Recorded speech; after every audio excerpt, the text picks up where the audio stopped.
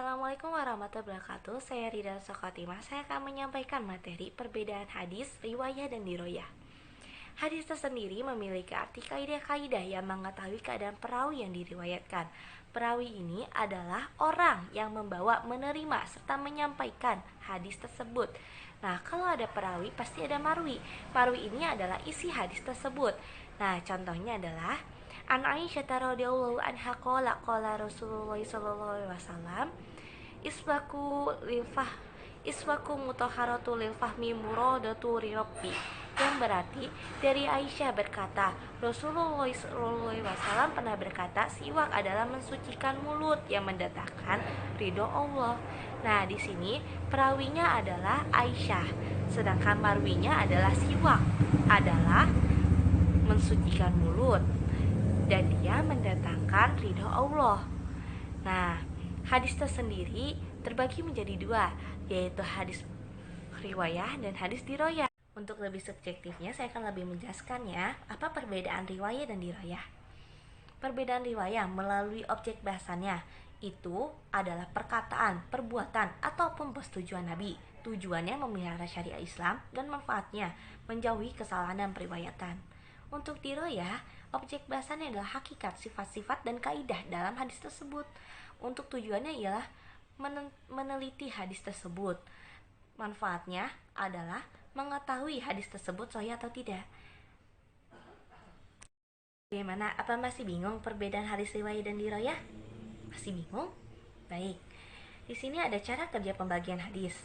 Nah, andai kata ada suatu hadis baru, dia akan masuk. Pertama akan masuk ke ilmu hadis diroyah. Di ilmu hadis diroyah ini, dia akan diproses, dia akan diteliti. Objek bahasannya apa? Sanadnya benar apa tidak? Perawinya sesuai apa tidak? Sahih apa tidak hadis tersebut? Ketika dia sudah sahih, ketika dia sudah jelas, ini tuh hadis sahih. Nah, maka hadis tersebut akan masuk ke hadis riwayah, ke ilmu hadis riwayah. Nah, di hadis riwayah akan dikaji, akan dibahas siapa saja yang meriwayatkannya, isi hadisnya apa saja, dan akan disebarluaskan. Begitu. Nah, sudah paham kan perbedaan hadis riwayat dan diroyah sekarang? Nah, selanjutnya kita akan membahas sejarah singkat hadis riwayat dan diroyah ya. Karena di video sebelumnya sudah dibahas secara lengkap, di sini kakak hanya akan membahas sejarah seputaran hadis riwayat dan diroyah saja. Di sini pasti teman-teman berpikir kan, Kak, siapa sih yang membagi hadis menjadi dua seperti itu? Nah, sebenarnya tertulis di kitab Alfiyah bahwa Imam As-Sayuti lah yang pertama kali membagi hadis menjadi dua seperti itu. Namun, benarkah Imam As-Sayuti yang pertama kali mencetuskannya? Atau ada ulama lain sebelumnya yang sudah mempopulerkan itu? Jangan hanya karena memang karya As-Sayuti lah yang mudah diakses, sehingga kita belum menjumpai karya lain yang lebih tua. Nah, walaupun di sini memang masih diramang-ramang, tapi di sini kita bisa menyimpulkan bahwa Imam As-Sayuti lah yang pertama kali mempopulerkan, yang pertama kali mencetuskan, yang pertama kali membagi hadis menjadi dua seperti itu. Nah, pasti pertanyaan kedua yang di benak kalian, Kak, siapa sih yang lebih dulu, ilmu hadis riwayah apa ilmu hadis diroyah? Di sini pada awalnya perkembangan ilmu hadis lebih banyak berorientasi kepada ilmu hadis riwayah. Namun bukan berarti di sini ilmu hadis riwayah belum ada. Ilmu hadis riwayah sudah ada, namun belum menjadi arus utamanya.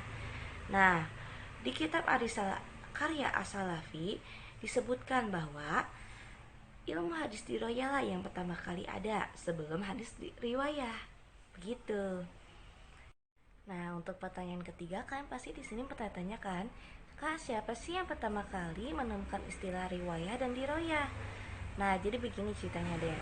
Ada seorang ulama bernama Rama Hurmuzi. Dia membuat kitab. Pertama kali dia menggunakan istilah riwayah dan diroyah. Namun bukan dia yang pertama kali mencetuskan istilah riwayah dan diroyah, karena ulama Rama Hurmuzi ini terinspirasi oleh seorang guru,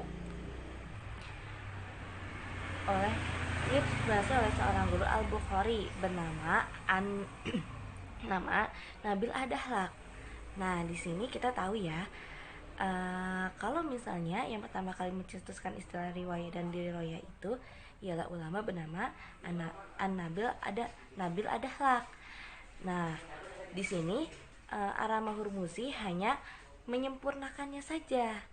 Nah, untuk yang mempopulerkannya yaitu seorang ulama bernama Al-Kafani, karena dia membuat buku kitab tentang hadis riwayat dan diroyah. Nah, buku kitab ini populer. Nah, nama kitabnya ini bernama Ar-Isyadu Qasid ila Asnal Maqasid fi Anwa'il Ulum. Nah, bagaimana teman-teman? Sudah paham kan perbedaan hadis riwayat dan diroyah serta sejarah singkatnya? Nah, baik, sampai di sini materi kakak. Kakak undur diri. Wassalamualaikum warahmatullahi wabarakatuh.